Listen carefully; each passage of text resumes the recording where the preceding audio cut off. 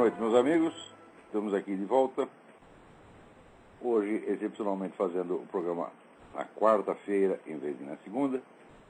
E, como sempre, começamos esse programa invocando a Santíssima Virgem Maria, o Santo Padre Pio de Pietrelcina, para que roguem a Deus que nenhuma injustiça se cometa nesse programa. Mas parece que foi a semana das ameaças. Houve lá um sujeito que escreveu para o Reinaldo Azevedo, né? Dizendo aqui, olha que coisa interessante, ó. Reinaldo, fica ligado, baralho. O dia que eu te encontrar, eu vou enfiar uma bala na tua cabeça.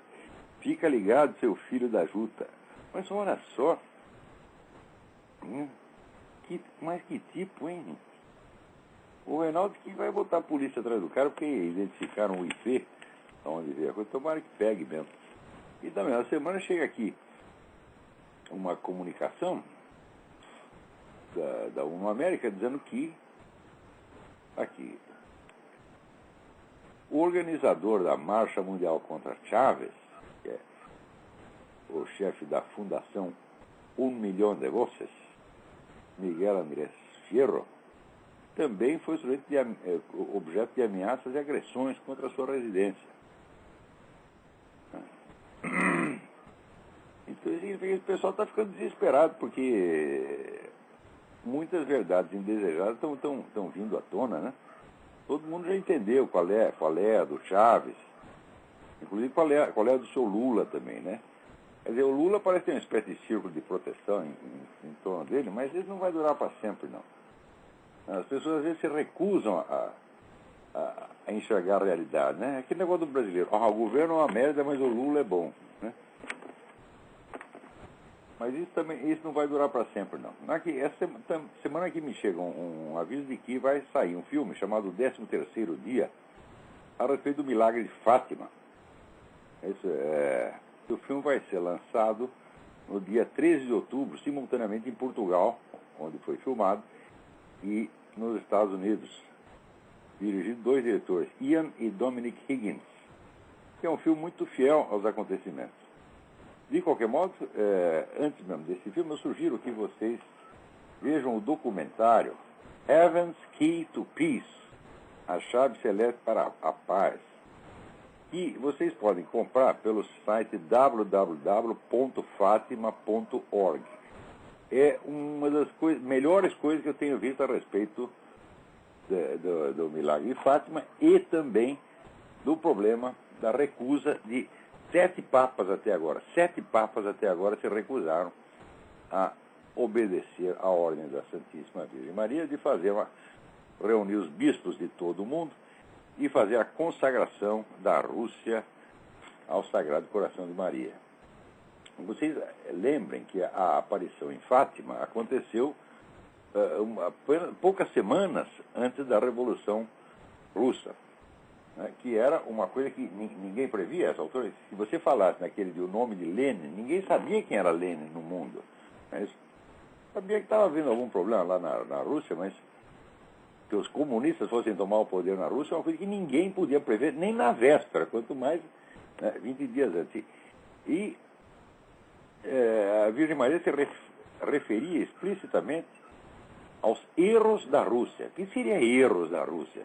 Os erros da Rússia vão se espalhar pelo mundo, vão tomar conta do mundo inteiro, né?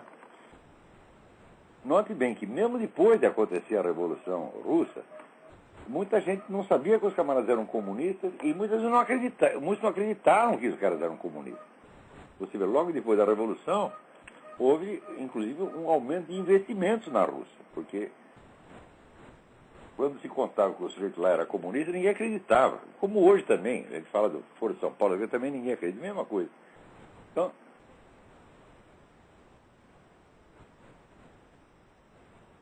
falar ali, vamos dizer, dos erros da Rússia espalhados pelo mundo era uma coisa assim tão impensável naquele ponto, né?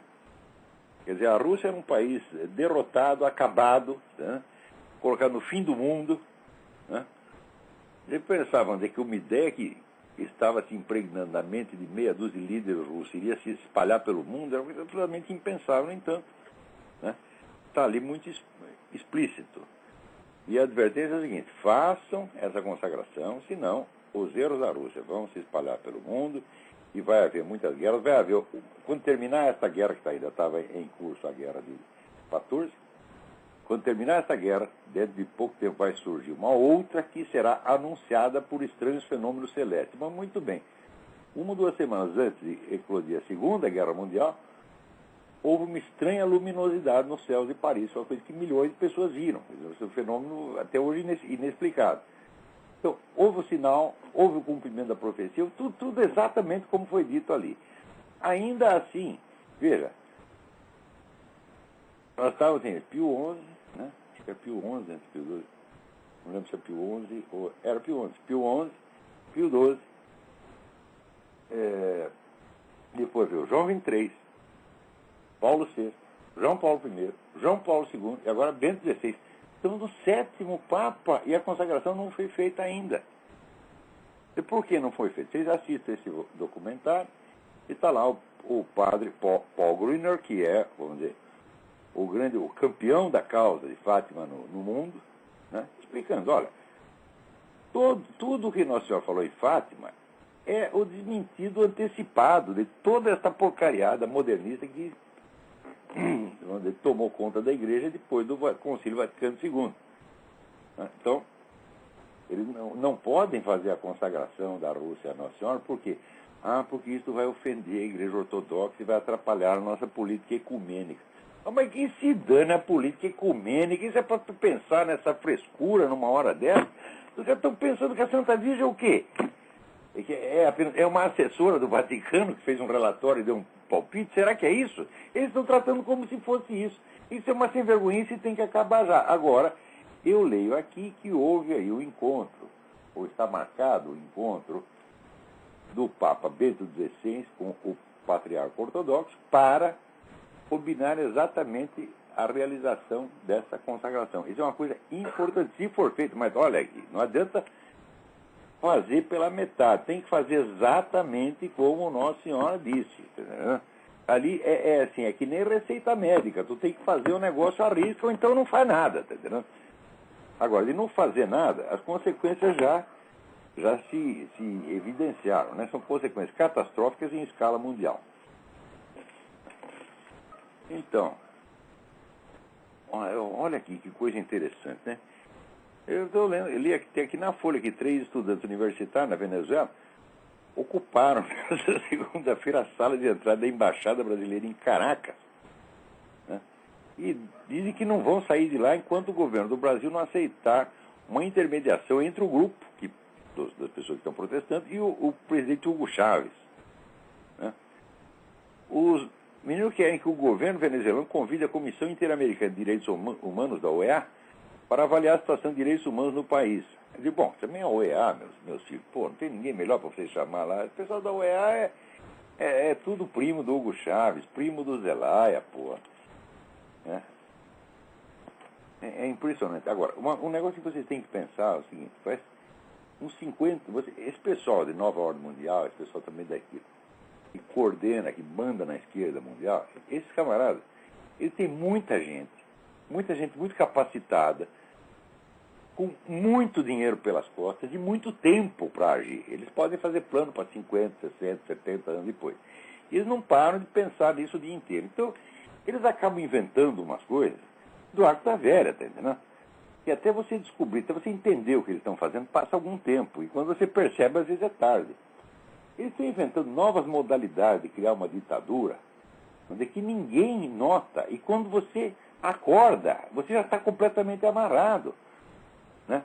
Por exemplo, agora inventaram um negócio aqui que o governo aqui garante que com esses novos planos de saúde do presidente Obama, né, o direito de você escolher o seu próprio médico está assegurado. Bom, é verdade, o direito está lá, né? Só que daí houve um deputado aqui, eu nem estou achando o nome do cara.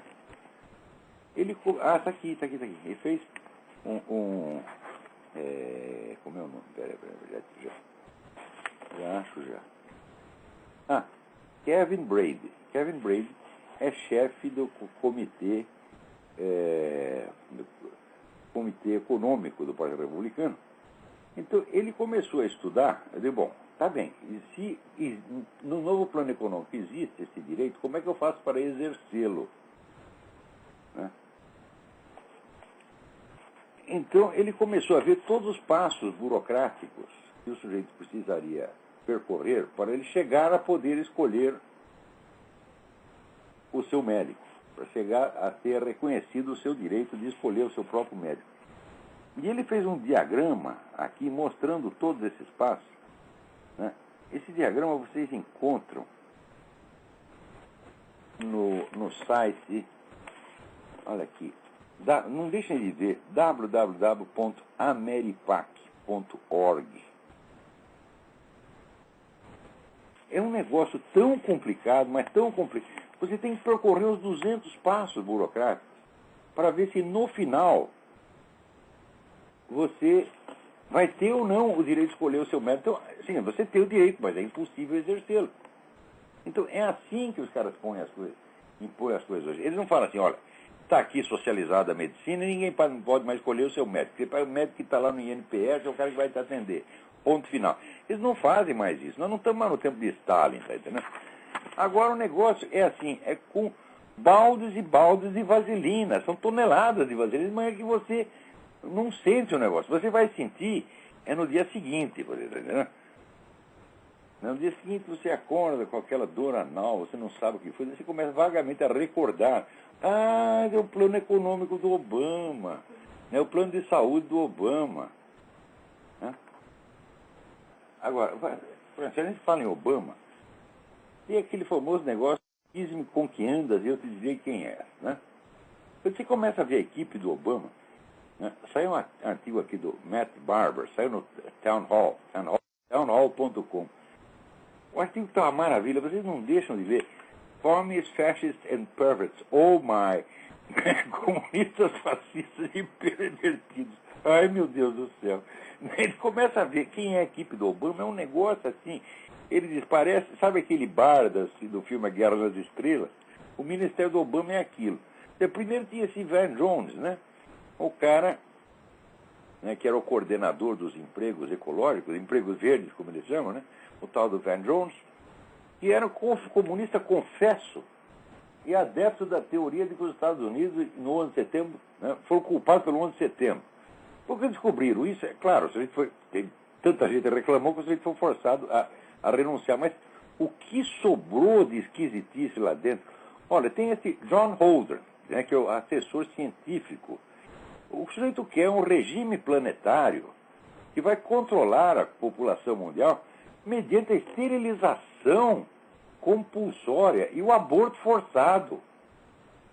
Mas é claro que esse sujeito é o doutor fantástico, o cara é completamente maluco, é um perigo para a humanidade. Como é que esse homem pode andar solta por aí, né? Daí tem um outro, né?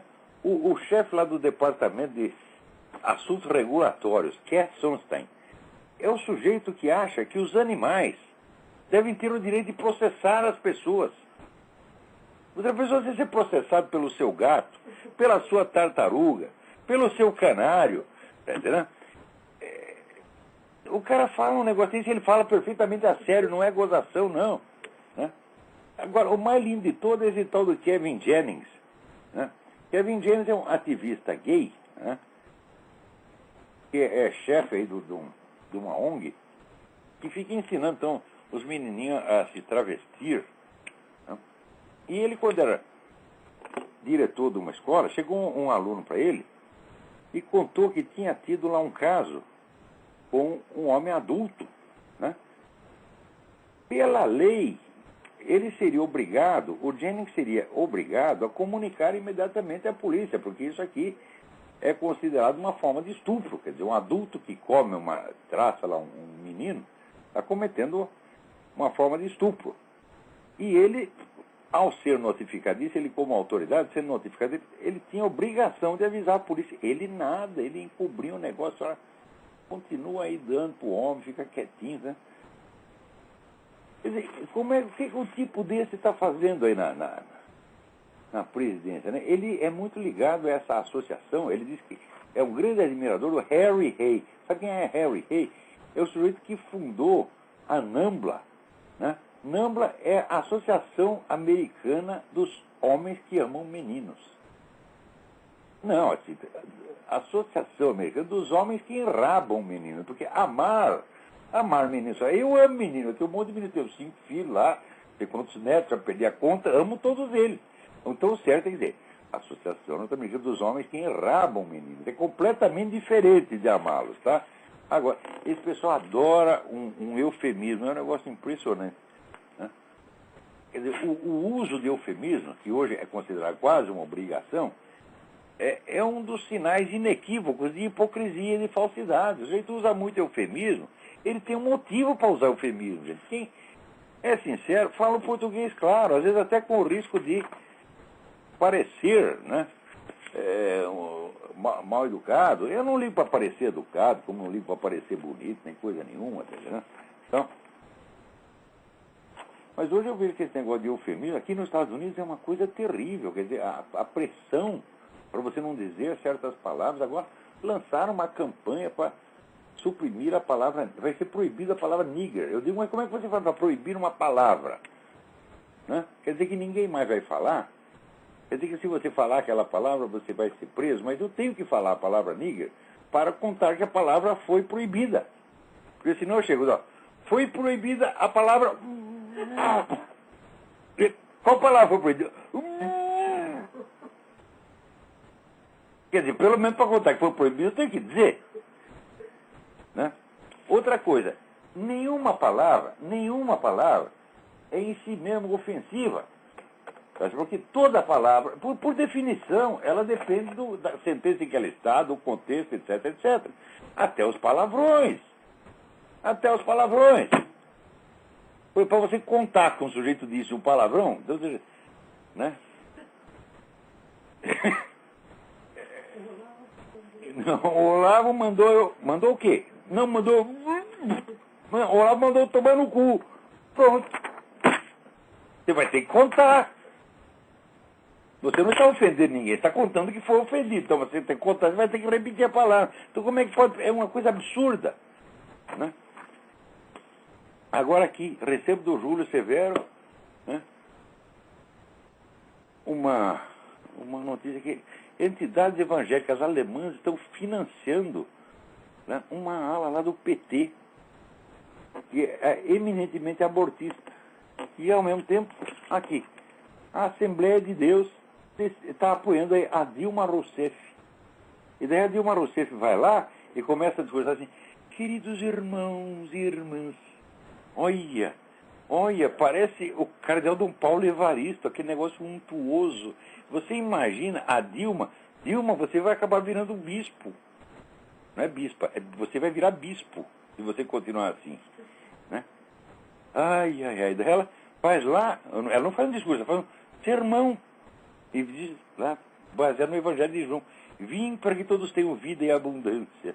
Né? Vida e abundância, para ela, é o tal do Bolsa Família. Né? É que Deus não teve essa ideia antes. Você está entendendo? Tem que ver o Lula, porra. O que Deus faria sem o Lula? Para dar vida e abundância para as pessoas. Né? Agora, não basta nem o Lula, precisa da Dilma Rousseff. E depois os caras não querem que eu fale palavrão. Pô, não dá, não é possível. Né? Olha aqui. Aqui tem um projeto de lei, estou falando para vocês. Eles inventam novos meios de você implantar uma ditadura. Tem o nome de ditadura e sem que ninguém perceba. Você só vai perceber quando você estiver na cadeia. Então agora tem uma lei aqui que é para, vamos dizer, a saúde da população, preservar a saúde da população. A lei, eles chamam, no estado de Massachusetts, chama Lei de Controle das Pandemias. Pandemic Control Bill. Né? Assim, quando dá uma epidemia ou pandemia, né, durante aquele período, que pode durar 1 dia, 2 dias, 3 dias, 10 anos, 20 anos, né, pode ser uma endemia, está permanente aí. Então, o Estado está autorizado a entrar na sua casa sem a sua permissão e sem mandato, né, apreender o que ele quiser lá dentro, qualquer objeto, pode apreender suas armas, seu computador, seu dinheiro, suas roupas, suas cuecas, você tá entendendo? E pode prender você, levar você, botar você na cadeia, sem sentença judicial, sem mandato, sem coisa nenhuma. E ainda vai dizer, você vai estar lá na cadeia, só eu estou aqui há 3 meses, sem direito de defesa, eles vão dizer para você, para que você precisa de direito de defesa? Você não foi acusado de nada, não há nada contra você, é apenas para a sua proteção. É assim mesmo, né? Assim como, vamos dizer, a lei do direito de família aqui. Aqui, o sujeito, a mulher chega lá na delegacia e fala assim, olha, eu acho que o meu marido está pensando em me bater. Ela chegou, disse isso, imediatamente. Eles convocam o marido e dizem, olha aqui, meu amigo, o senhor trata de ficar a 10 quilômetros da sua casa. Não chegue lá. Se eu passar 10 quilômetros, o senhor é preso. Então, o senhor tem que pagar pensão alimentícia para a sua mulher e só pode telefonar para os seus filhos nos dias tais e tantas horas. Se o senhor violar isso aqui, o senhor vai para a cana. Então, o cara, mas olha, o que o senhor está reclamando, meu filho? O senhor não foi acusado de nada, isso não é um processo judicial, isso é apenas uma medida administrativa. Mas eu quero direito de defesa. Fala, não há defesa sem acusação, o senhor não foi acusado de nada. E assim fica 1 ano, 2 anos, tá aí a vida do cara desgraçado, ele perde a família. Se você tinha uma família, sua família estoura no ar como uma bolha de sabão. Puf! É uma história absolutamente kafkiana. E tudo isso aí, se você disser que é ditadura, não, é teoria da conspiração. Imagina, isso é para sua proteção. Agora, outra coisa que me impressionou demais, o Lula, quando soube que as Olimpíadas vão ser no Rio de Janeiro, ele, de novo, ele chorou, e de novo ele falou da infância dele de menino pobre no Nordeste. Mas quem é que aguenta essa porra? Esse homem, com quase 70 anos, ele é mais velho que eu, pô, eu tô com 62, ele deve ter o quê, uns 66, 67, né? Ainda está com autopiedade, meu saco. Olha, você leia lá a obra inteira do Machado de Assis. Machado de Assis teve uma infância pobre, miserável, que nem o Lula, e que nem eu tive. Também é igualzinho. Eu passei pobreza, tudo. Além de pobreza, eu estava doente. Você não encontra uma menção aos sofrimentos dele na infância. Porque não é normal um homem carregar a autopiedade pelo resto da vida. Normal é você esquecer essas coisas, nunca mais pensar. E você olha para o mundo, você vê o estado do mundo, você fica com dó dos outros e você se esquece. É isso? Isso aí eu aprendi há 40 anos atrás, 30 anos atrás, aprendi isso aí com o meu grande amigo Juan Alfredo César Milho. O princípio da saúde mental e o princípio da moral é você esquecer de você mesmo e pensar em alguma coisa mais interessante. Agora, o cara é presidente da República, será que falta assunto para ele pensar? Será que falta problema para ele pensar? Será que falta sofrimento humano para ele ver num país que tem 50 mil homicídios por ano? Porra! E no meio de tudo isso, ele, minha infância de menino pobre do Nordeste. Mas que viadagem, ô presidente! Para com essa viadagem, essa coisa feia dessa autopiedade. Isso é um mau exemplo que você está dando para todo mundo. Não tem vergonha na cara. Cresça, homem, cresça, porra. Você já viu ele derramar alguma lágrima por essas vítimas de homicídio no Brasil? Não. Nunca nem fala disso, não está preocupado com isso. Aliás, outro dia está aqui, né? Você vê qual é o espírito da coisa? Aqui, General Luiz Cláudio Matos. Falou aí saiu no jornal A Crítica, comandante militar da Amazônia. Ele disse o seguinte, o narcotráfico não é um problema de segurança nacional, não é um problema para as Forças Armadas, do que 50 mil brasileiros por ano. São 2 guerras do Iraque por ano. Ô, generalzinho, acorda, porra! O que você tem nessa cabeça? E o pessoal vem falar para mim da honra das Forças Armadas. Esse cara desonra as Forças Armadas. O homem que diz isso, e primeiro, ele não sabe que o narcotráfico hoje não é apenas banditismo, que o narcotráfico é uma arma estratégica, que o narcotráfico é controlado pelas Farc, que é um órgão revolucionário associado ao Foro de São Paulo, que as Farc recebem ajuda de todo o Foro de São Paulo, que são quase 200 partidos políticos, muitos dos quais estão no poder, Você não sabe disso, ô seu general? Volta para a escola, rapaz. Mas é claro que ele sabe tudo isso, tanto quanto eu.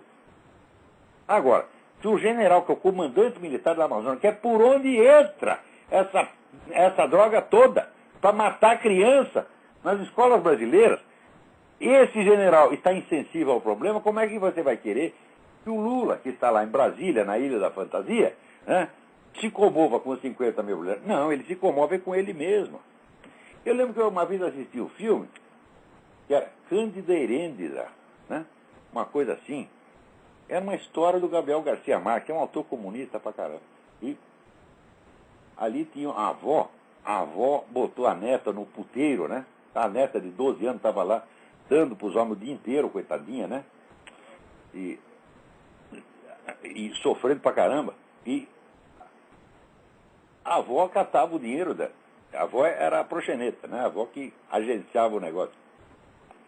E daí depois de noite, né? A avó ia pra casa e ligava lá a Rádio Vitrola e ficava ouvindo as músicas da juventude dela e chorava de saudade da sua juventude. É o Lula, minha gente. Isso aí é o Lula. 50 mil brasileiros estão sendo assassinados, as crianças brasileiras estão sendo usadas como o turismo sexual, tá certo? As crianças estão morrendo por causa da droga das Farc, e o homem está lá comovido com a porra da infância dele no Nordeste. E vocês não ficam moralmente chocados. Você, ao contrário, fica comovido. Coitadinho do Lulinha. Ele é só presidente da República. Que nem aquela outra cretina sem vergonha da Benedita da Silva. Quanto mais subia na vida, mais dó tinha de si mesmo. Né? Ela já era governadora. E ainda estava sofrendo por causa do tempo dela na favela. Ah, puta merda! Vocês já viram alguma vez eu ficar aqui comovido da minha infância triste? Meu filho, se eu contar a minha infância, você chora, tá entendendo? Por isso mesmo que eu não falo daquela merda, você tá entendendo? Vou lá ficar com dó de mim mesmo? Eu não vou ficar com dó de mim mesmo, nem no meu enterro, meu filho, tá entendendo? Quando eu morrer, eu já falei aqui pra minha mulher, olha, quando eu morrer, vocês têm que fazer festa. Você vai lá, me enterra, vai na missa e pô, faz uma festa, tá certo? Porque esse negócio de ficar chorando, porra, né? Eu odeio esse filme americano, né, os americanos adotaram um estilo de interpretação que é nojento, é barbaramente exagerado, né? E morre um amigo, daí o cara se agarra no cadáver do amigo e fala, o que é isso, né? O cara não está mais ali, porra, ele já foi pro céu, pro inferno, não está mais ali, o que está, né? Porra, ele vai ficar afagando cadáver, puta merda, faz sentido isso aí, né? Caraca, né? Agora, veja, aqui, é para ficar com dó dos outros aqui. Vicente Aguiar Vieira, empresário brasileiro, está há mais de 2 meses em poder das Farc na Venezuela. Né? Sequestrado, está lá. Por que o Lula não fica com dó dele? Não, ele está cagando. Cagando e andando. Você está entendendo? Agora, o pessoal está contentinho com o Lula, por quê? Porque a economia está estável. Ora, a economia está estável por um único motivo. Né? O Banco Mundial deu lá a fórmula para o antecessor do Lula, seu Fernando Henrique. O Fernando Henrique fez tudo de acordo com a receita dele, que não foi ele que inventou. E, evidentemente, deu certo. Por quê? O banco não quer que os seus clientes vão à falência. É a coisa mais óbvia do mundo, porra. O banco quer que o seu cliente prospere, fique rico e pague o que deve. Todo banco quer isso. Nenhum banco quer destruir você. Só comunista que acha isso, né? Então, é claro que deu certo. Daí o que o Lula fez? Simplesmente manteve a política do antecessor. E, naturalmente, a economia estabilizou. Ela não melhorou, ela não cresceu, ela não está progredindo. Nós não estamos no tempo do General Médici, que a economia brasileira crescia 15% ao ano. Não, isso aí não tem mais, não. Cresce aí 1%, 2%, quer dizer, continua mais ou menos, estabilizou a merda. Né? Quer dizer, regularizou, né, a órbita das moscas em torno da merda. Agora elas fazem assim uma volta de 360 graus regular. Tá certo? Isso aí é a estabilidade da economia. Então, agora, isso aí é bom para quê? Para o investidor estrangeiro. Claro, eles sentem que... Quem é que quer botar dinheiro num país que está afundando? Não, você não pode fazer isso, porque aí é jogar seu dinheiro na privada. Ninguém quer fazer isso. Então, eles investem no Brasil, evidentemente. O Brasil não tem revolução, não tem nada. E também, o que tem no Brasil é só o narcotráfico que mata lá os brasileiros, mata os pés rapados, mas isso não afeta em nada o investimento estrangeiro. Porque investimento estrangeiro, meu filho, é dinheiro eletrônico, né? Você nem vê o dinheiro fisicamente, é só uma quantia que está lá no computador, passa para o outro computador. Como não dá para a turma das Farc, do PCC, tá certo? Dar tiro em quantias abstratas investidas pelo estrangeiro, o investimento está perfeitamente seguro. Só que ele não está seguro é quem anda na rua. Mas você já viu um investimento andando na rua?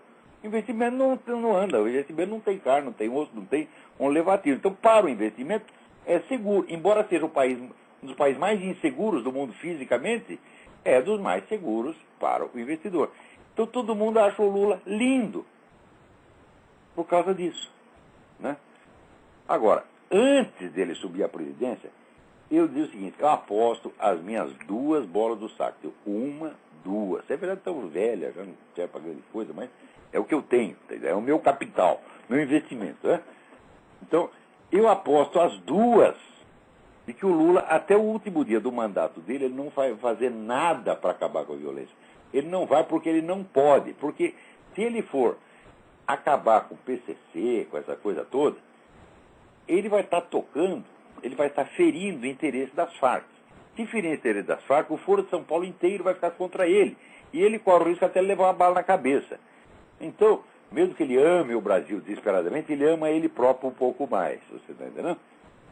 Então, ele não vai fazer nada, né? E, de fato, né, já estamos aí na antevéspera da eleição, já está acabando o ciclo Lula e ele não fez nada. Quem fez alguma coisa, por que foi o Zé Serra. Eu não gosto nem um pouco do Zé Serra. Para mim, esse aí é um maluco, é um senhor perigoso, né? Com esse negócio esse antitabagismo psicótico dele, né? É assim, proibir o cigarro e vai liberar a maconha, né? Então, proibir o cigarro, mas pode ensinar os moleques a ficar viado, tá entendendo? Isso aí pode, né? Isso é bonito. Agora, fumar, que coisa horrorosa, né? Você fuma um cigarro aqui, o seu vizinho lá na outra casa já pegou câncer imediatamente. Ora, porra, eu que estou fumando aqui há 45 anos, 2 ou 3 maços por dia, eu estou muito melhor saúde do que o seu Zé Serra e do que, né, o guru dele, o seu Drauzio Varela. Olha a cara deles, pô, estão morrendo os dois, né? Então, não gosto nem um pouco do Zé Serra, mas temos que reconhecer, o que é certo é certo. Ele fez algo para diminuir a violência em São Paulo, e diminuiu. Nós temos que estar gratos a ele por isso que ele fez, tá certo? Agora, por que os caras têm raiva dele? Sobretudo por causa disso. Pisou no pé das Farc, pisou no calo das Farc. O pessoal não gosta disso, ainda que pisou indiretamente, né? Porque o PSDB, Tucanato não pertence, pelo menos esse mérito, não pertence ao Foro de São Paulo. Colabora, mas não pertence, né? Então, o pessoal assiste a essa cena degradante, né, do Lula comovido. O Lula se comove só com futilidade, com besteirada, tá entendendo? Então a gente está vendo, eu lembro do Eric Wegener que disse que em certas épocas, vamos dizer, de deformidade moral geral, tem certas pessoas que sobem na vida precisamente porque elas representam, elas personificam a degradação geral. Você tem uma doença moral, e doença mental, na verdade, espalhada por todos os lados, então tem um cara que encarna aquilo, né? Agora, enquanto isso, está aqui, ó, indicado para Prêmio Nobel da Paz, é a porta-voz das Farc, Piedade Córdoba. Puta merda! Como é que você quer que eu não diga palavrão de uma coisa dessa, meu Deus do céu? Porque, se você chegar aí no Lula, você é a favor das Farc, ele vai dizer, não, eu acho que eles são pessoas idealistas, mas eles usam os métodos errados, eles estão sequestrando pessoas. Eles deviam virar um partido político. Ou seja, depois que as Farc já mataram 30 mil pessoas, sequestraram 7 mil, estão mantendo lá, parece que tem 3 mil prisioneiros ainda, entre os quais aí o Vicente Aguiar Vieira, empresário brasileiro. Né? Depois de tudo isso, o que ele quer fazer? Pegar esse pessoal e botar na cadeia como seria certo? Não, ele quer premiá-los com a presidência da República. E ainda Veja que coisa. Uma entidade terrorista, ela existe. Ela não existe para fazer terrorismo o resto da vida. O objetivo da entidade terrorista é criar certas mudanças sociais que facilitem a sua transformação em poder político oficial. Então, o que o Lula quer fazer para remediar a violência das Farc? Dá a elas tudo o que elas querem. Ou seja, premiar o crime. Leia esse meu artigo aí, Ternura Estatal, e vocês vão ver que as coisas são assim mesmo. Esse pessoal revolucionário adora crime, eles adoram. Eu citei aqui umas frases deles que eu botei no artigo lá. Enquanto isso está aqui, ó. Esse pessoal do MST foi lá, destruiu 7 mil pés de laranja. Por nada eu vi o filminho, o trator passando em cima dos pés de laranja, acabando com tudo, dizendo, daí diz, não, nós não destruímos nada, nós tiramos para plantar feijão. Porque você não pode viver só de laranja. Eu digo, desgraçado, por que você não pegou a laranja e vendeu? Mesmo que a laranja fosse suas. Eu antigamente eu via essa turminha da esquerda, denunciando destruição da safra. A pessoa quer dizer, destruiu a safra para manter o preço. Eles denunciam. Agora eles fazem a mesma coisa, agora eles gostam disso aí. E que brincadeira é essa? Esses caras podem tudo, né? Ai. Agora, aqui saiu um estudo da ONU dizendo assim, olha, os imigrantes, eles não atrapalham em nada, eles têm custo zero para os países ricos. Deu custo zero? Pera, que porra é essa? Como custo zero? Aqui os caras chegam, por exemplo, os imigrantes já têm assistência médica gratuita aqui. Por quê? O pessoal não sabe como é. Você vai assistir o documentário do Michael Moore, que fala que o sistema de saúde americano não funciona. Todo mundo tem assistência médica gratuita aqui. O cara não pergunta quem você é, meu filho. Você chega no hospital, eles te atendem. Depois eles te mandam a conta e você diz, eu não tenho dinheiro para pagar. Não tenho dinheiro para pagar, imediatamente passa para o Social Security. Eu, teoricamente, eu que não sou imigrante, nem legal, nem ilegal, e sou um correspondente estrangeiro, eu não tenho direito a merda nenhuma, falando. Não deveria ter, tá certo? No entanto, o meu filho teve lá uma série de apendicite. Os caras no hospital nem discutiram, nem fizeram ficha, nem porra nenhuma. Chegaram, botaram o moleque na sala de operação, tiraram o apêndice dele, e daí, 20 dias depois, mandaram a conta astronômica. $20 mil. Pô, tô ferrado. Daí chegamos lá e falaram, não tenho $20 mil. E o cara falou, não tem problema. Passaram a conta lá para o Social Security. Então o senhor paga aqui só o anestesista, paga esse pouquinho. Estão lá pagando a miserinha, em vez dos $20 mil. Isso é que é um sistema de saúde, minha gente. Os Estados Unidos têm o melhor sistema de saúde do mundo. Tem alguém na linha? Alô, quem é? Alô? É Daniel. Alô, é Daniel do Rio de Janeiro. Daniel, tudo bem? Diga aí. Eu queria perguntar se você acha que a teoria da evolução biológica das espécies poderia ganhar uma nova interpretação filosófica que não fosse incitadora do racismo. Pode, não só pode, como isso até já existe. Você tem, existem muitas interpretações diferentes. A coisa que mais evolui no mundo é a teoria da evolução. Ela já mudou tantas vezes que está irreconhecível. Porque começou com Charles Darwin dizendo que tudo obedecia a uma lei férrea, uma necessidade férrea da sobrevivência do mais apto. Passados 100 e poucos anos, está aí a nova versão, que diz que tudo acontece por acaso. Não há causa nenhuma. Eu digo, bom, uma teoria que diz que tudo obedece a uma necessidade férrea, não é a mesma teoria que diz que nada obedece a necessidade nenhuma, que tudo acontece por acaso. Mas eles dizem que é a mesma teoria. Então, a teoria da evolução já mudou tanto, existem versões até cristianizadas da teoria da evolução. Agora, você quer saber quando que eles vão resolver esse problema? Eu te digo, nunca. Quando que nós vamos saber se existiu ou não existiu, se a evolução dirige ou não dirige a formação das espécies animais? Eu digo, nunca. Nunca. Uma teoria que diz respeito a tudo jamais será provada. Está entendendo? E que diz ao mesmo tempo, diz que é ciência experimental e que dá a explicação universal da formação dos organismos viventes da origem da vida, etc. Ele fala, isso é impossível. Certo. Ela não é uma teoria científica, ela é uma cosmovisão filosófica, de que você pode ser a favor ou contra. Prova contra ou a favor, olha, pode ter um montão por um lado. Quanto mais, olha, quando eu leio os caras da teoria da evolução, eu digo, esses caras têm razão. Daí eu leio o adversário da teoria da evolução, digo, esses caras têm razão. O negócio é absolutamente inconclusivo.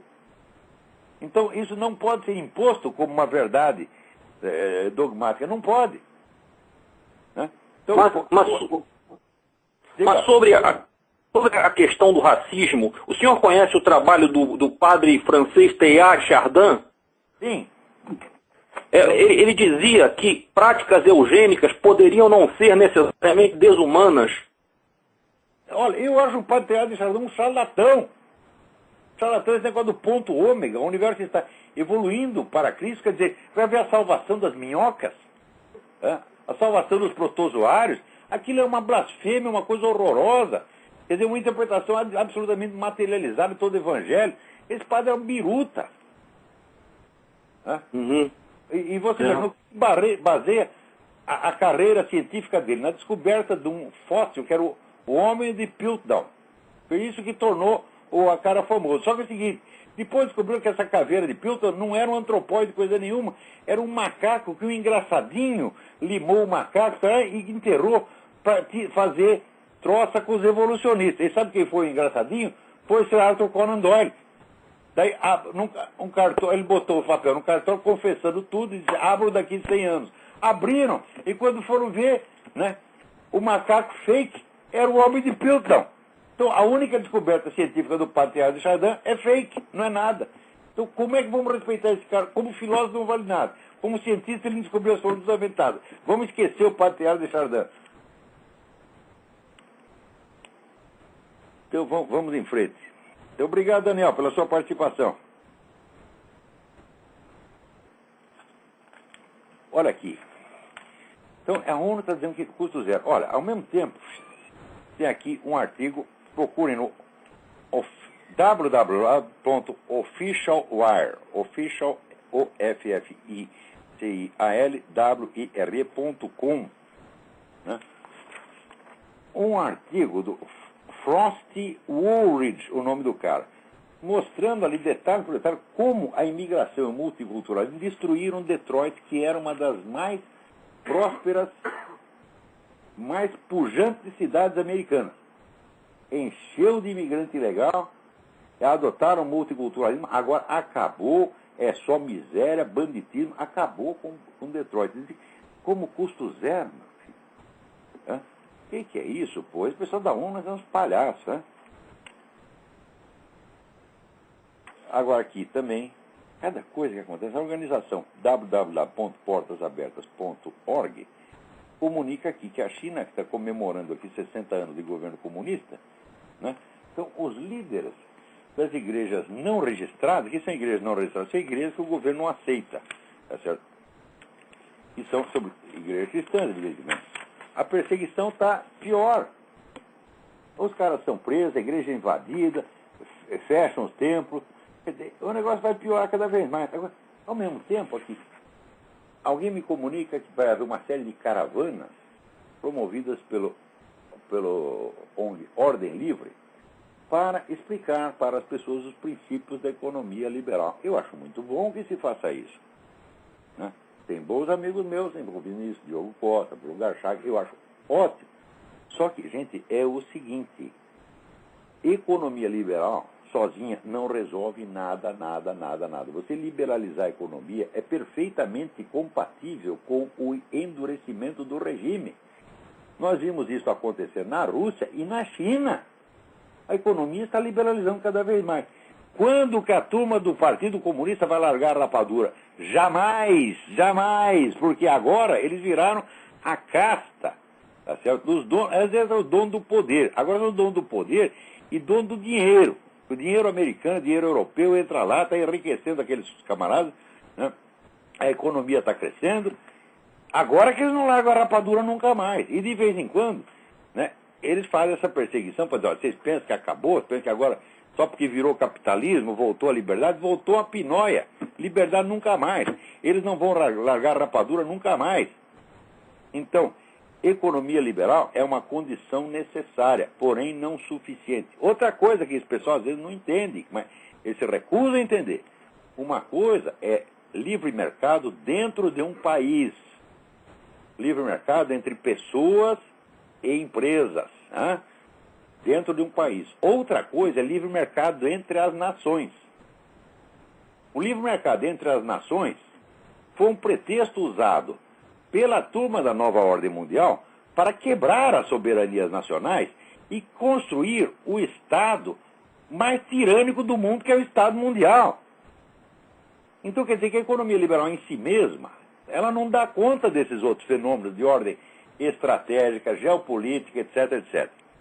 Agora, eu sei o seguinte, eu também sou entusiasta da economia liberal, eu também adoro o livre mercado. Eu acho, claro que você tem que ter a liberdade de comprar e vender, todo mundo tem que ter, tá certo? Porém, se esse fator é isolado de outros fatores, se a pessoa acredita que a economia liberal por si vai trazer tais ou quais benefícios, aí é loucura. A economia liberal é como qualquer outro instrumento, meu filho. Ela é apenas um instrumento, ela não é uma finalidade. E esse instrumento pode ser usado para fomentar a liberdade ou para destruí-la. Quando é que vocês vão entender isso aí? Mas, do ponto de vista econômico, eu sou tão liberal quanto vocês. Eu também acredito em livre mercado. Só que eu sei que a economia não é tudo, o mercado não é tudo. Eu sei que existe, por exemplo, os fatores militares. Como é que você faz com... Né, os fatores... aqui nós temos um livre mercado. Entra aqui uma nação de 300 milhões de habitantes que tem canhão, foguete, bomba atômica, etc, etc. E uma naçãozinha ali do lado de 2 milhões de habitantes que não tem um estilingue. E você faz o livre mercado. Para que vai servir esse livre mercado, meu filho? O livre mercado vai servir para estuporar com a nação pequena, tá certo? Não econômica, mas os caras vão prosperar, vão ganhar dinheiro, claro. O país vai ficar mais rico. Né? Só que a soberania nacional vai ir para o brejo. Então, você veja, o livre mercado pode ser usado como um instrumento de tirania. Sim, o governo chinês está dizendo isso, porra. Está mostrando. Quer dizer, essa expressão idolatria do mercado é a expressão que a turma da esquerda usa. Mas em certos casos essa expressão é perfeitamente exata. O cara que acredita que, né, economia liberal é tudo, é o centro das coisas, você pode ser instrumento de estratégia que você não compreende. Alô, quem é que está na linha aí? Vamos lá, quem está falando aí? Alô? Alô? Alô? Quem é? Mestre João. João, tudo bem? Tudo bom? Primeiro quero dizer para o senhor que Deus abençoe você e sua família aí pelo que você está fazendo. Muito obrigado, muito obrigado. Seus netos também. Eu queria saber a sua opinião, o que vai dar na eleição do ano que vem, o Serra ou a Dilma? E se o PSDB vai usar o passado terrorista da Dilma? Olha, é bem capaz de usar, mas eu, sinceramente, eu tenho certeza que tanto faz PT quanto o PSDB. Sei. O fato é assim, o Lula já disse, e o FHC, mais de 10 anos atrás, ele já disse, não há divergências ideológicas entre nós e o PT. Há apenas uma disputa de cargos. A política deles é a mesma. A diferença é apenas adjetiva, tá entendendo? Ambos seguem a mesma política que vem determinada pela ONU. A ONU faz os planos e manda os caras fazer, e eles seguem igualzinho. Os dois. Há uma diferença de estilo, mas essa diferença é absolutamente insubstancial. O PSDB é inspirado aí pela London School of Economics, socialismo fabiano, meu filho. O que é o socialismo fabiano? É o socialismo com vaselina, que é o que está vigorando hoje em dia. Você vê o tempo das insurreições socialistas, já passou. Agora, eles fazem o socialismo por cima, devagarzinho, tá certo? E com vaselina anestésica. Esqueci como é que chama. Tem aí no Brasil tem uma pomada anestésica. Esqueci. Sei. Não? E esse socialismo que você fala é geralmente para... É dessa pomada aí que o Obama está usando aqui, entendeu? E esse socialismo que você fala, quanto tempo demora para acontecer? Processo de quantos anos? 60, 70 anos. Você vê, a sociedade fabiana foi inventada por dois agentes do governo soviético, Sidney e Beatrice Webb. Só que ninguém sabia que eles eram agentes do governo soviético. Ficou sabendo porque eles morreram. Na época parecia, é um socialismo diferente, socialismo democrático. Nada, é a mesma coisa. O símbolo do movimento fabiano é uma tartaruga. Uhum. Olha, é baseado naquela história da tartaruga que ganhou a corrida do veado. Não é isso? Uhum.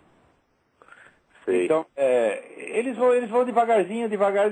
Já passou várias gerações, eles não têm pressa. Mesmo porque, você vê, esse negócio de socialismo, o socialismo é inatingível. Por quê? A economia socialista, a economia se for totalmente centralizada, ela se torna inviável. Porque no mercado, as coisas não têm preço. Se não tem preço, você não pode fazer cálculo de preço. Se não pode fazer cálculo de preço, você não pode planejar a economia. Então a ideia da economia planejada é autocontraditória. Ela não se realiza jamais. Mas você pode ir se aproximando dela, como, sabe o que é uma assíntota, aquela curva que vai chegando, mas nunca chega? Socialismo é isso. Eles ficam empurrando, cada vez aumenta mais o poder deles, nunca chega na porra do socialismo, mas é sempre no cu dos outros. Né? É que nem o Hugo Chávez, né? Que vive que nem um rei, mas o povo vai começar a sofrer daqui a pouco, né? Veja, tem um amigo meu que mora na China, conhece, 17 anos, ele diz, é a turma do partido lá, rapaz. Eles estão milionários, todos eles, bilionários. Exatamente. Bando de picareta, sempre foi assim. Eu nunca vi comunista viver mal. Ele pode passar aperto durante um tempo, tá certo? No dia seguinte eles logo se arrumam. Você vê no Brasil, o Brasil teve 2.000 prisioneiros políticos ao longo dos 20 anos de governo militar. 2.000 no total. Que era tudo, em geral, turma da guerrilha. De vez em quando prendiam um que errado também, mas aconteceu. Injustiça aconteceu. Mas não era tudo pessoal da guerrilha. Sabe quantos já receberam indenização como perseguidos da ditadura? 63 mil.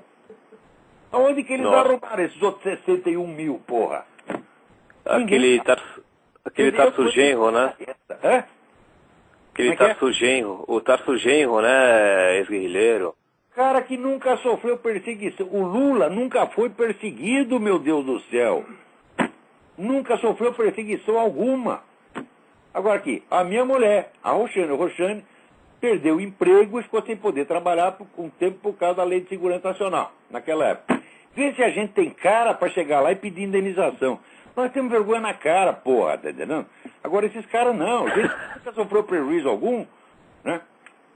Fala, entra na fila também. Já estão 61 mil picareta tomando dinheiro dos outros. Os comunismo é isso, sempre foi isso. Você acha que Fidel Castro passa necessidade, meu filho? Vai ver como é que os caras vivem. Sei, doutor, só para finalizar, para não pegar muito seu tempo, uma pergunta breve. Se o Karl Marx, no meu ponto de vista, é considerado um dos homens mais incendiários da humanidade. Você não concorda? Certamente. Ele dividiu o mundo, o ser humano... Ela jogou todos contra todos. 150 milhões de mortes comunistas, é um absurdo. E tem gente que defende isso, e a maioria dos professores... Né? Quanto pior eles fazem, mais eles têm a necessidade de se idealizar como santos. Eles exageram suas virtudes inexistentes para encobrir dentro dos seus próprios olhos os seus próprios crimes e pecados inomináveis, tá entendendo? É assim, olha, se você pegar qualquer bandido, qualquer chefe do narcotráfico, você vai ver que ele é um sujeito sentimental, né? Ele tem aquele sentimentalismo bocó. Isso aí serve para compensar a sua consciência culpada.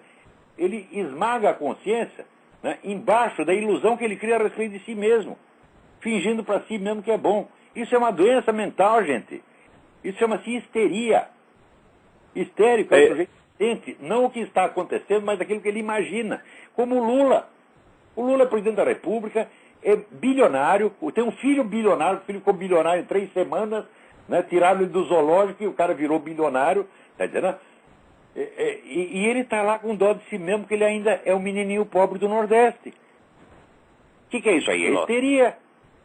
O cara não sente o que está acontecendo. E o regime que eu estou entendendo, e o regime não dá certo, e mesmo ele vendo que o capitalismo ajudou em vários lugares do mundo... Mais eles vão se apegar ao socialismo. Por quê? Eles não aceitam confessar o seu pecado, o seu erro. Eles não aceitam dizer, olha, Nós fizemos tudo errado e matamos um montão de gente, nós não prestamos. Eles não aguentam dizer isso. Quer dizer, quanto mais crimes eles fazem, mais eles vão mentir para si mesmos e, portanto, vão fazer mais crimes. Por isso que eu estou dizendo, esse negócio de... Não é só comunista, não. Todos esses movimentos que inventam uma sociedade melhor e, em nome dela, exigem a concentração de poder, são todos psicóticos. A mentalidade revolucionária tem que ser erradicada, ela tem que ser proibida. Você falou, aqui tem um plano do mundo melhor. Vai pro hospício, filha da puta. Mundo melhor. Olha, você vê, eu tenho 62 anos, eu tentei melhorar em algumas coisas, eliminar alguns defeitos e vícios da minha personalidade. Consegui, dos 345 que eu tinha, eu consegui eliminar uns 3 ou 4, depois de 20 anos de esforço. Então é o seguinte, eu estou tentando fazer um Olavo melhor. E olha, estou apanhando, você está entendendo? É muito difícil você melhorar uma pessoa. Você está entendendo? Sei. Quanto mais a outra pessoa. Eu daqui onde eu estou, eu posso fazer um João melhor? Não posso, não tenho esse poder. Agora, como é que eu vou fazer um mundo melhor, porra? Quem tem que fazer um mundo melhor é Deus. Como é que a gente faz para fazer um mundo melhor? Você pede que Deus faça. E você faz a sua parte, que é pequenininha. Você está entendendo? Então, por exemplo, a pessoa chega para mim, qual é a solução que você apresenta para tal problema? Não apresenta solução nenhuma. Eu só estudei um treco e só estou falando disso aqui. Eu sei que tem que acabar com a mentalidade revolucionária. Só isso, não sei mais nada. Então, é isso que eu posso fazer. De quando acabar a mentalidade revolucionária aqui, vamos fazer depois, só não tenho a menor ideia. É Agora, verdade. todo político, todo candidato a vereador, ele chega lá, eu sou candidato a vereador por São Tomé das Letras, está aqui meu plano de um mundo melhor. Garotos na escola, a professora chega e diz, né? Joãozinho, Zezinho, Pedrinho, faz aí uma redação, minha proposta para um mundo melhor. E daí, para aquele bando de Hitlerzinho, Stalinzinho sentado lá, inventando para um mundo melhor. Porra! Isso Complicado. É loucura. Nós temos que tirar essa ideia da cabeça das pessoas. É verdade. Então tá bom, professor. Obrigado aí pela sua participação. Um abraço. Abração, tudo de bom. Espera aí, quem mais está aí? Alô? Olavo? Eu? Oi, é o Felipe. Felipe, tudo bem? Tudo bem, Olavo? Olavo, falando sobre o acontecimento de Fátima, eu gostaria de saber, o senhor por acaso tem alguma informação do porquê o Pio XI não consagrou a Rússia, visto que ele era o Papa que estava em 1930? Olha, isso aí para mim é um mistério.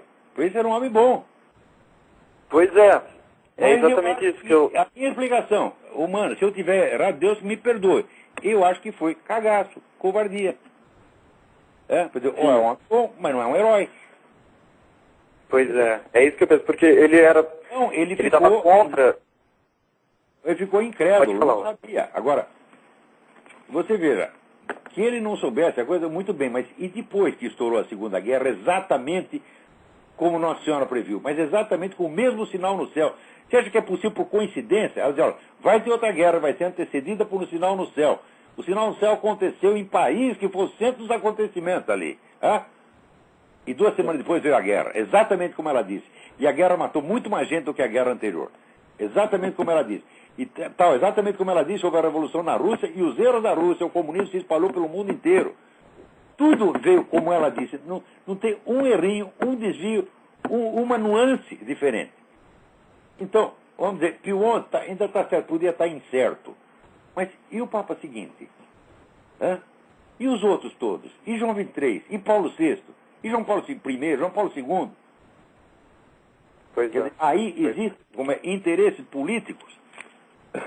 Eles não querem voltar atrás nessa política de modernismo que eles adotaram, porque Fátima é o oposto de tudo isso. Fátima é a igreja de 2.000 anos, tá certo? Não é a igreja moderna, é a igreja de sempre. Né? E isso aí vai contra ela. Eles vão ter que, sabe, é muito humilhante para eles. Eles vão ter que, para eles fazer isso aí, daí nós vamos ter que reconhecer que aqueles caras tradicionalistas tinham razão. Nós vamos passar um vexame. Eu digo, mas você tem obrigação de passar o vexame. Sim, mas o que mais como ser humano, vendo tudo isso acontecendo, o que mais me contraria é justamente O fato que o que me parece, quer dizer, o que parece bem claro é que eles,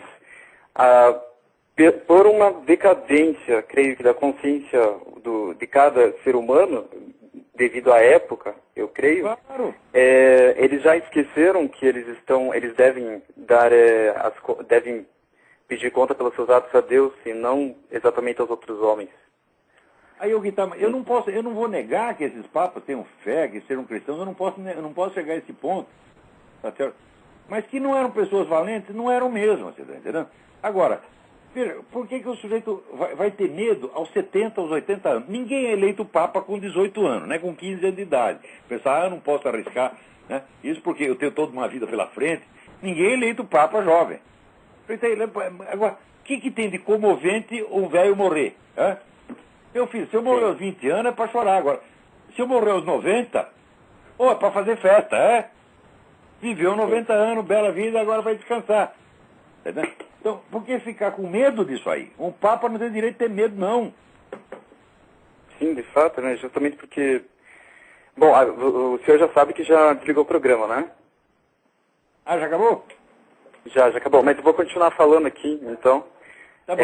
É o Felipe aqui da França, mas é que... Não, Felipe, tudo bem, eles... Bem.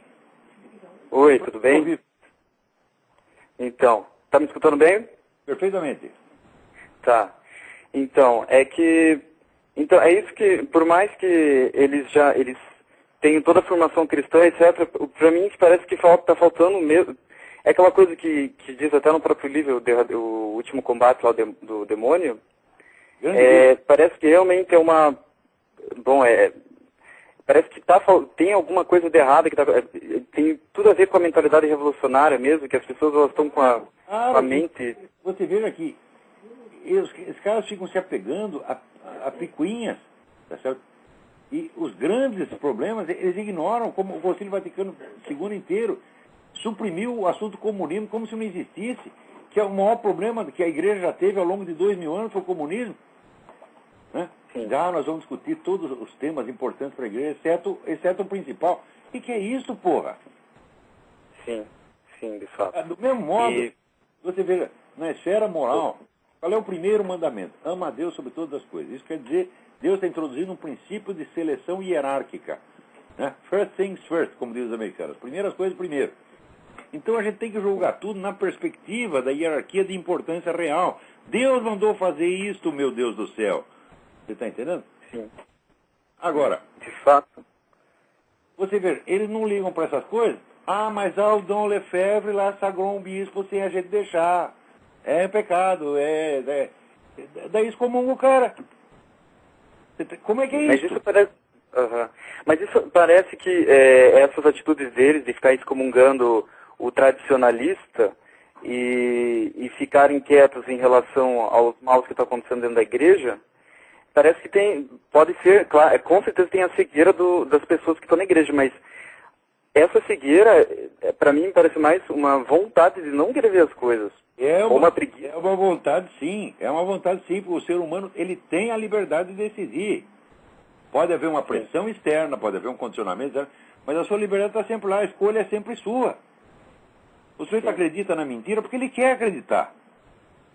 Porque ele sabe que é mentira, Olavo. É uma coisa assim, sedutor é o diabo mesmo, tá entendendo? O diabo faz de conta que você precisa de alguma coisa, você se apega àquela porcaria. Sim. Quando a gente não precisa de nada. Eu que dizia São Francisco de Assis, eu preciso de pouco, e mesmo desse pouco eu preciso muito pouco.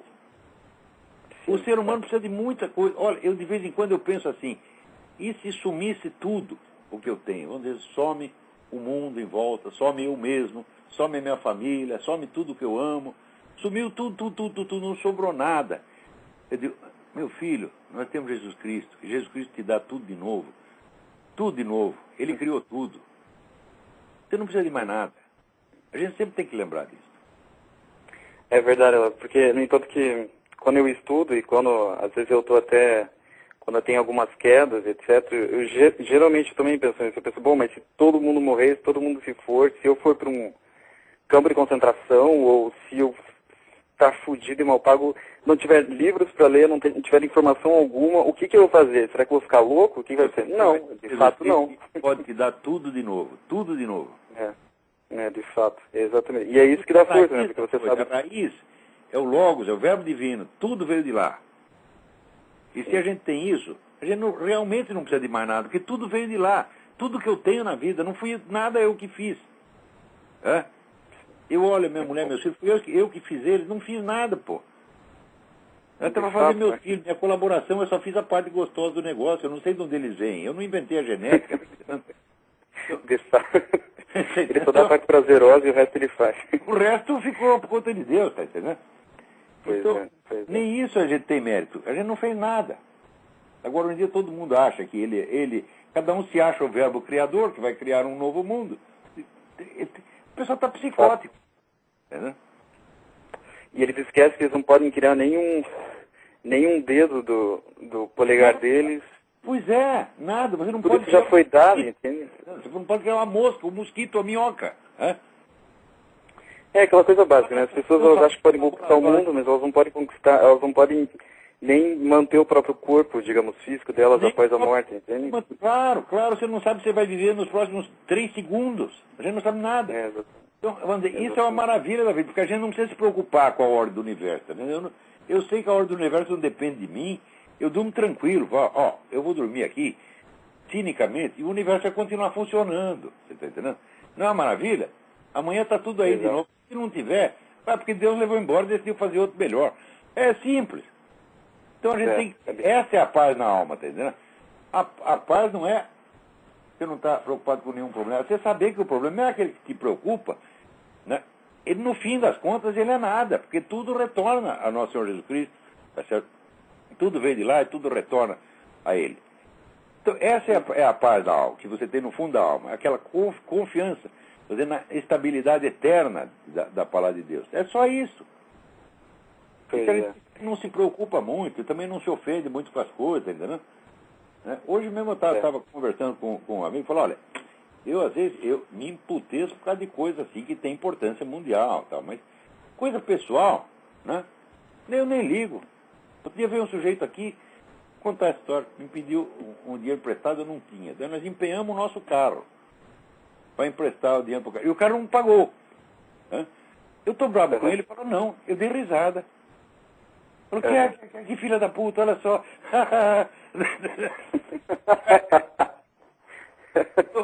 Ofensa pessoal, nem ligo, pode fazer, eu nem ligo, eu sou um merda mesmo, se me ofender tem importância, chamou de filha da puta, de viado, eu não ligo. Né? Mas coisa que a gente não pode aceitar porque é contra a própria pessoa.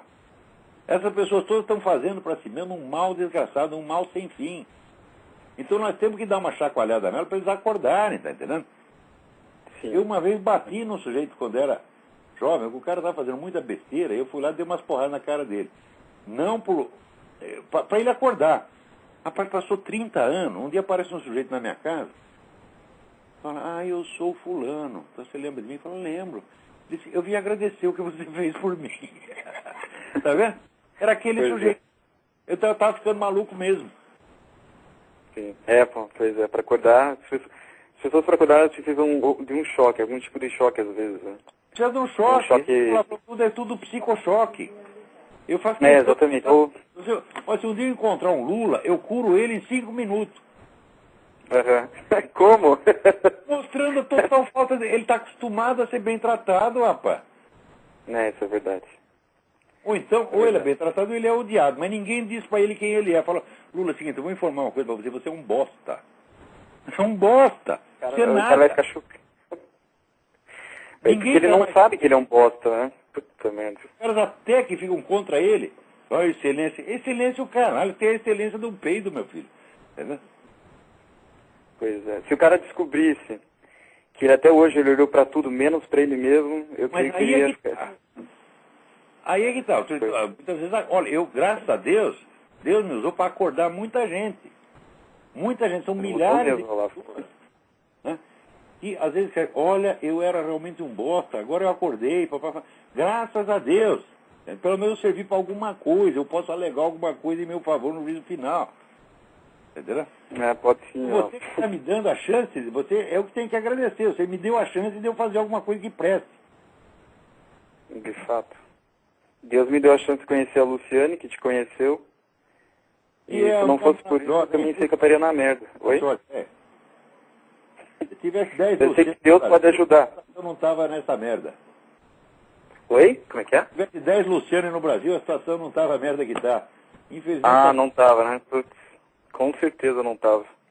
Mas, bom. E uma coisa que eu te falar, Olavo, sobre toda essa situação da mente revolucionária, porque o que eu percebo da mente revolucionária é que, bom, por mais que o senhor sabe, quer dizer, o senhor sabe perfeitamente do que se trata essa mente revolucionária, e ela está, como o senhor sabe também, e eu também percebi, pelo pouco que eu percebo, ela está em todo mundo, de alguma forma ou de outra, e se a gente se livra dela, ela volta, é só a gente perder um pouco a vigilância que ela tende a querer voltar, se você não compreendeu muito do que se trata. Foi o maior upgrade do diabo, né? A hora que o diabo descobriu isso, ele se otimizou, né? O diabo otimizado. Né? Isso acontece por volta do século XVIII, né? Quando, vamos dizer, antigas seitas esotéricas, então, de repente, se convertem em movimento de massas. Né? E foi ali que, vamos dizer, que condensou a mente revolucionária usando elementos que já existiam há muito tempo e que em si mesmo não são revolucionários. Né? A partir daí, a coisa ficou muito grave. E eu acho que a gente precisa pensar seriamente, vamos dizer, como é que nós temos que adaptar a nossa filosofia moral para dar conta dessas coisas. Sim. O diabo inventou pecados novos, meu Deus do céu. Não, e esses aí... E esse problema da inversão na cabeça das pessoas, e que está incluso justamente a cegueira e a bidimensionalidade, ou seja, você não consegue ver mais as coisas com profundidade, e as pessoas até esquecem que há uma profundidade, ou nem percebem mais. Isso aí é algo que assolou já a maior parte das pessoas, porque isso eu vejo no dia a dia e vejo a tendência a vir até em mim quando digamos assim, eu tenho certas quedas, etc., interiores. Olha, felizmente existem os pobres no mundo, né? Pobres, miseráveis, que não têm o que comer, esses não estão afetados de mentalidade revolucionária. São as melhores pessoas, eles não estão contaminados, porque eles não sabem de nada, eles não sabem ler, né? Não tem televisão, né?